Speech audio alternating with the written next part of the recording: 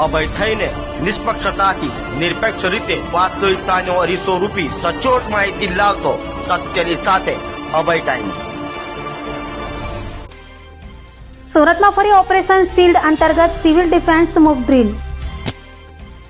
શહેરમાં ફરી એકવાર સિવિલ ડિફેન્સની મોક ડ્રીલ યોજાઈ હતી। કેન્દ્રીય ગૃહ મંત્રાલયના ઓપરેશન શિલ્ડ અભિયાન અંતર્ગત સુરતની ગ્લોબલ ટેક્સટાઇલ માર્કેટ ખાતે આ કવાયત યોજાઈ હતી, જેમાં આપત્તિજનક પરિસ્થિતિમાં તાત્કાલિક પ્રતિસાદ આપવા માટે તાલીમ આપવામાં આવી। મોક ડ્રીલ દરમિયાન પોલીસના ઉચ્ચ અધિકારીઓ, ફાયર વિભાગના અધિકારીઓ અને અન્ય સેવાભાવી વિભાગોના કર્મચારીઓએ સક્રિય ભાગ લીધો હતો।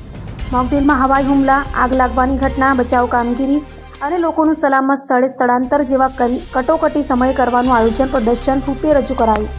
સુરત મહાનગરપાલિકાની કમિશનર શાલિની અગ્રવાલ પણ સ્થળ પર હાજર રહી મોક ડ્રીલનું નિરીક્ષણ કર્યું અને દરેક વિભાગના અધિકારીઓને યોગ્ય માર્ગદર્શન આપ્યું। આવી કવાયતોના માધ્યમથી શહેરી નાગરિકો વધુ સજાગ બને અને આપત્તિ સમયે પોતાનું અને બીજાનું રક્ષણ કરી શકે તેવા ઉદ્દેશ સાથે ઓપરેશન શિલ્ડની કામગીરી આગળ વધારી રહી છે।